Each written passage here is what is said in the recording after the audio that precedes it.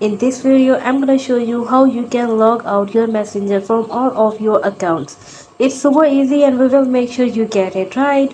So just make sure you're logged in and using the latest version, and make sure to watch the complete video to avoid forgetting anything and making mistakes.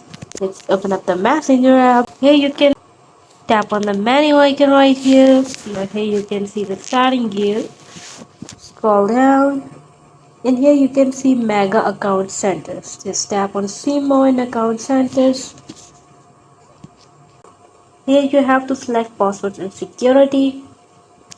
Now, here you can see where you are logged in. Now just tap on the profile. And here you can simply select on select devices to log out. Tap right here.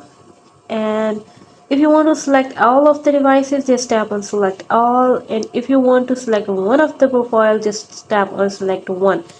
And simply tap on logout. If you just tap on logout, your account will be logged out anyway.